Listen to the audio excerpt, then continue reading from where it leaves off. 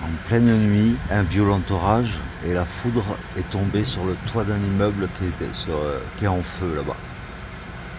Ça nous a réveillés tous. C'est vraiment tombé juste à côté.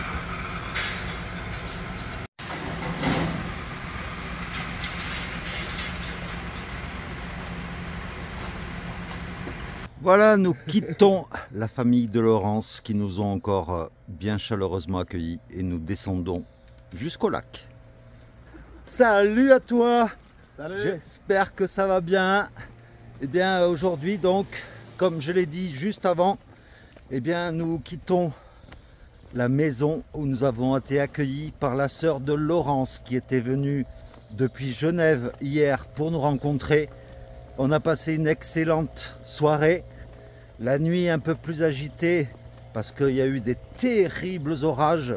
Comme tu as vu là, ça a même mis le feu à une toiture juste à côté de la maison où nous étions.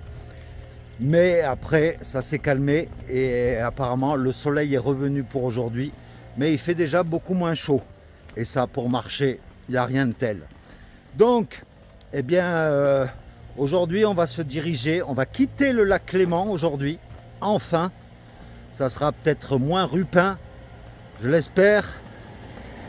Et moins rupin, c'est voilà, moins de personnes friquées et on aura moins de difficultés pour bivouaquer. Donc, eh bien, si tu es prêt, on peut y aller. Hein? T'es prêt? Let's go!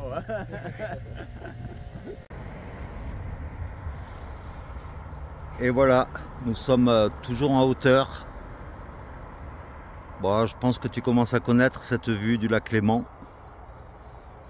Ce matin, on voit bien les montagnes en face. C'est cool.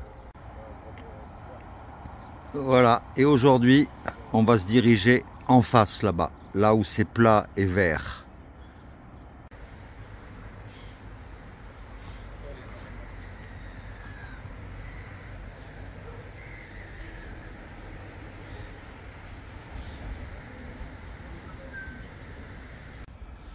Et nous nous rapprochons de Montreux, où il y a d'ailleurs le Montreux Jazz Festival en ce moment. Et de l'autre côté du lac, tu as Saint-Gindolphe qui marque la frontière entre la France et la Suisse.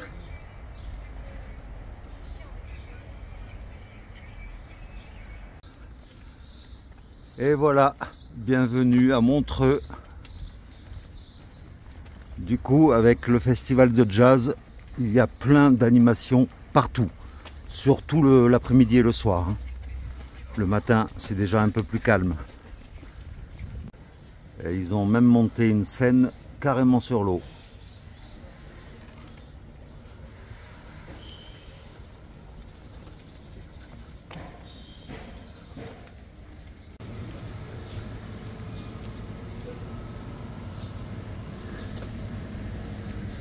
Voilà, nous sommes au cœur du festival.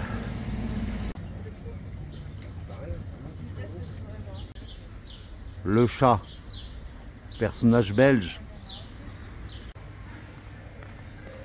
Et voilà à quoi ressemble Montreux. C'est sur une sorte de péninsule au bord du lac. Alors voici une sculpture en fer qui s'intitule Above Sea Level. C'est au-dessus du niveau de la mer, quoi. Pourquoi pas. Et nous continuons toujours à traverser Montreux. Et voici la statue de Freddie Mercury. Alors, un petit point positif et un petit point négatif concernant Swisscom. À Lausanne, j'avais acheté une carte prépayée tout illimitée pour 20 francs suisses. Or, la personne du Swisscom de Lausanne n'avait pas activé ce pack. Ce qui fait que tous les jours, depuis 2 jours, j'étais débité de 2 francs suisses tous les jours. Et encore, mon débit internet était limité. Donc, parce que ce matin, je ne comprenais pas, j'avais plus d'internet. Et donc, la dame du Swisscom de Montreux, juste au bord du lac Léman. Elle, au moins, était compétente. Elle m'a activé enfin ce pack. Donc voilà, c'est pour ça un petit point positif et négatif pour Swisscom. Les palmiers et la montagne. Quel contraste! En tout cas, à Montreux, il y a de sacrés hôtels particuliers. On voit qu'il y a de l'argent, hein. Ils appellent ça, je crois que c'est Paul qui nous avait dit ça, que c'était un peu le Saint-Trope du lac Léman. Eh bien, je veux bien le croire.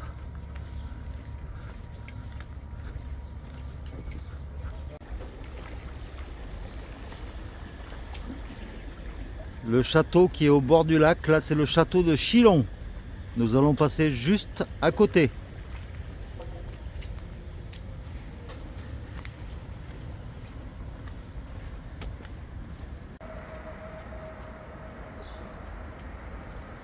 Et voici donc le château de Chillon.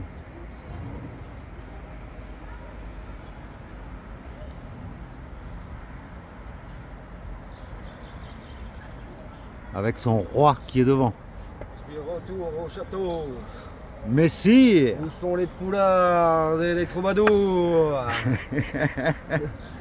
Alors, pour la petite histoire, eh bien, ce sont les comtes de Savoie, entre le XIIe et le XIIIe siècle, qui ont créé un réseau de forteresses autour du lac Léman. Et donc, le château de Chillon s'insère dans ce mouvement de construction. Hier, je te parlais des Dents du Midi, les montagnes qui forment la frontière entre la France et la Suisse, au fond, là-bas, de cette vallée. Eh bien, ces 7 sommets, en fait, évoquant la forme d'une scie, ont un lien fort avec le château de Chillon. Parce qu'en 1802, l'anglais William Turner peint la forteresse depuis la ville de Montreux, avec les montagnes en arrière-plan.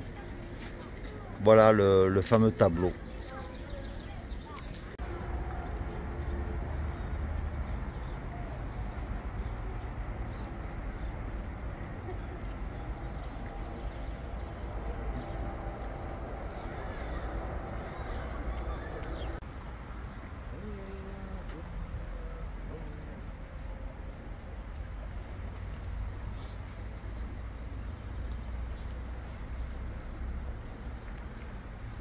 Ça va être bientôt la grande pause, je pense qu'on est dans le là. Comme tu peux le voir là-bas au fond, c'est toutes les vignes en terrasse par lesquelles on est passé hier. Et donc, on a parcouru depuis hier tout ça là. Et là, du coup, nous arrivons au bout du lac Léman. Voilà, au niveau de cette forêt là-bas. Et là, pour l'instant, une pause s'impose pour manger. Et je profite du coup de cette pause pour te présenter, je l'ai oublié, le dénivelé du jour. Comme tu peux le voir, vu qu'on longe le lac, c'est plat. Sauf à la fin où il y a une petite montée et on redescend directement sur Aigle. On ne sait pas si on arrivera jusqu'à Aigle, mais voilà, ça te donne un aperçu de ce qu'on doit affronter aujourd'hui.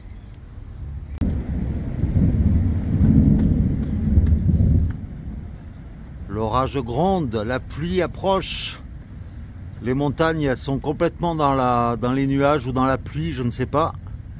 Mais ça promet un après-midi pas très torride. Du coup, le lac Léman, il est dans les nuages. On ne voit même plus les montagnes maintenant. C'est fini. Donc, on verra bien. Hein. Voilà, maintenant c'est l'averse. Il manque plus qu'un tsunami sur le lac Léman et ça sera la totale. Ah, il y en a qui sont courageux hein, à traverser le lac.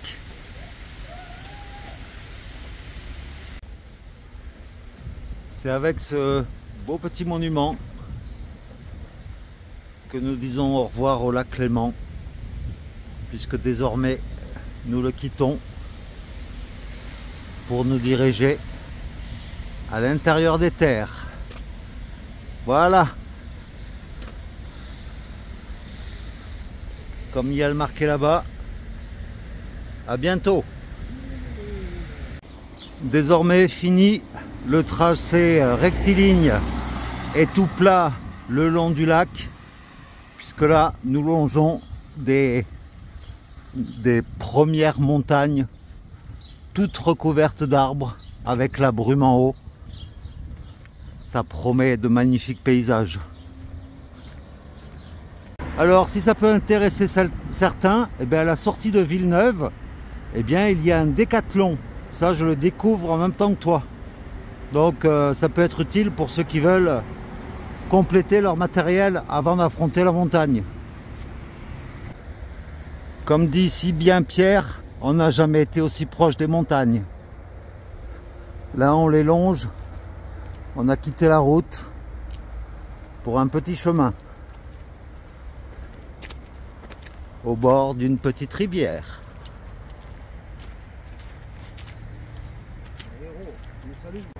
Et ce petit ruisseau justement, eh bien il s'appelle l'eau froide. Donc à mon avis, si tu trempes tes pieds dedans, ça doit être glacé. Chaque nom de rivière ou de ville a toujours des origines. Entraînement de militaires au tir. Et quand ils tirent, on a entendu ça résonner sur les montagnes qui sont en face. Eh bien, ça faisait plusieurs jours qu'on n'avait pas retrouvé des petits chemins comme ça, puisque pendant tout le long du canal du lac Léman, on a marché essentiellement sur du bitume. Donc ça fait du bien de retrouver des petits chemins comme ça dans la nature. Franchement. Premier village hors du lac Léman, c'est Roche. Bon, pour l'instant c'est plat, hein. Ça sera plat jusqu'à Martigny, c'est-à-dire jusqu'au pied de la grosse montée.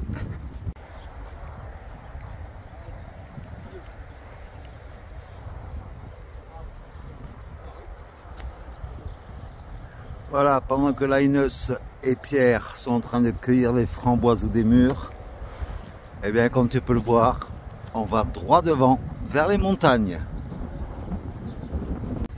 Au milieu de nulle part, il y a des toilettes. Ça c'est cool. Voilà, les toilettes, toi. Oui, toi. T'as pas envie de faire pipi? Viens vers moi. C'est cool. Et nous poursuivons cette grande ligne droite avec d'un côté une ligne de chemin de fer et de l'autre là-bas une grosse autoroute qui mène droit dans les montagnes. Au milieu de nulle part, nous croisons le club Aphrodite, ouvert 7 jours sur 7 jusqu'à 2 h du matin. Et on a regardé leur site internet, eh bien c'est dans le village de Roche, à côté.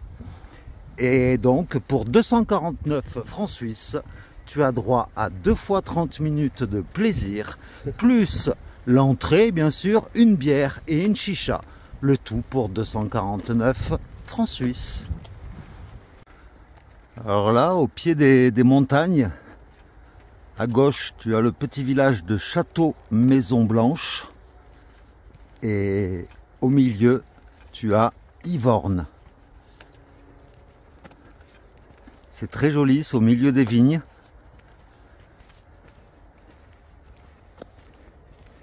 Et nous continuons tout droit pour arriver très bientôt à Aigle. Ce petit champ de fleurs violettes, de coquelicots, de tournesol, c'est très joli. Bah voilà, là il y a un robinet, hein. C'est au bord de la route. Et eh bien je vois que les mentalités n'ont pas encore changé tout à fait du canton de Vaud, puisque bientôt nous allons rentrer dans le Valais. Mais là, tu vois ce robinet qui est au bord de la route, Eh bien, il y a un mec qui nous a dit qu'on n'avait pas le droit parce que c'était privé. C'est marqué nulle part que c'est privé. Et qu'on n'a pas le droit de prendre de l'eau. Franchement, faut pas abuser là les Suisses. Carrément. Voilà, ben, Aigle, un joli petit village. L'entrée du village n'était pas top parce que beaucoup de grandes cités, dortoirs. Mais bon, après ça va. Voilà, au fond tu aperçois le beau château d'Aigle, dans les montagnes, entouré de vignes, le clos des mousquetaires. Regarde ce que j'ai trouvé, un arbre à bouteille de vin. C'est fantastique, il y a juste à se servir. Et c'est rude bon. Et voici l'église du cloître de Aigle. Et elle est ouverte.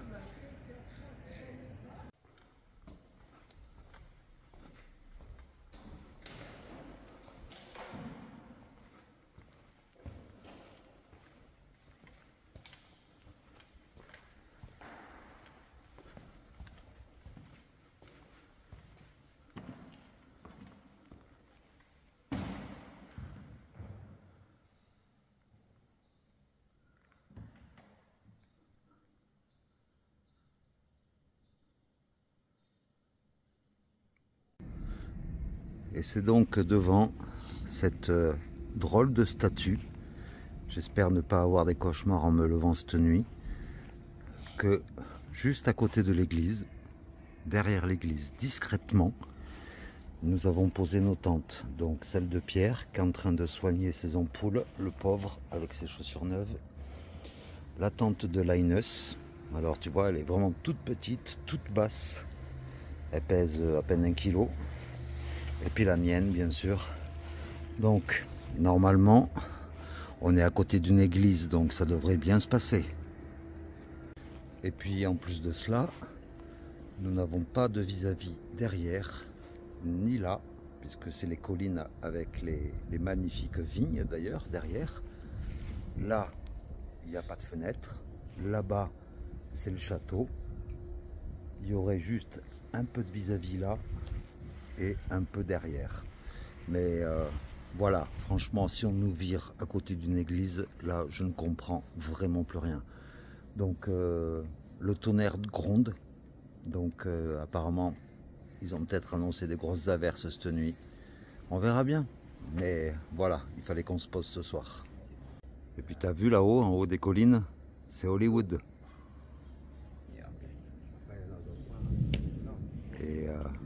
Et en plus, on a une belle vue sur le château que je t'ai montré juste avant. C'est quand même joli, non? Et au repas de ce soir, nous mangeons des lentilles en salade. Merci encore à Nicole et à Laurence pour ce bon petit repas qui nous attend pour ce soir, quoi. Et bien voilà, tu es à la place de mes yeux. Et voilà ce que tu pourrais voir si tu étais à ma place. Une belle vue sur les montagnes, sur le château, sur cette belle statue qui nous protège pour la nuit. Du Pierrot qui est là-bas. Et franchement, si on n'est pas dérangé, c'est un spot idéal. Et il faut savoir que, eh bien, nous sommes aujourd'hui donc arrivés à Aigle. Et je viens de regarder et nous sommes plus qu'à 35 km de Martigny, qui est vraiment le départ de la grosse montée qui se fait en 3 jours, je crois, officiellement bien sûr, pour monter jusqu'en haut du col du Grand Saint-Bernard à 2470 mètres, en sachant que ici nous sommes à 365 mètres. Donc tu imagines un peu. Mais bon, hein, tu connais notre philosophie du chemin, de marche. Eh bien, on va y aller tranquillement mais sûrement. Mais bon, ça sera dans 3 jours, 3-4 jours maximum. Voilà, ça va être le point culminant, c'est le cas de le dire, de cette randonnée sur la Via Francigena, parce que franchement, quelque part, j'ai J'ai hâte d'y être pour admirer les beaux paysages. Et je croise les doigts pour que les conditions climatiques soient optimales pour te proposer, comme je l'avais fait l'année dernière dans les Pyrénées, les plus beaux paysages possibles. Et oui, je m'éloigne un peu des tentes parce que mes deux compagnons de route dorment déjà. Donc je voulais juste te souhaiter une bonne soirée ou une bonne journée, ça dépend à quelle heure tu regardes cette vidéo. Je croise les doigts pour pas être expulsé cette nuit.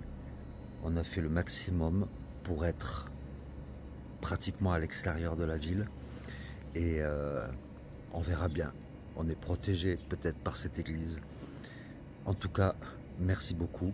Aujourd'hui, pour ceux qui s'intéressent aux chiffres, nous avons fait 23 km. Mine de rien, c'est pas rien. Demain, on se rapprochera de Saint-Maurice, je crois.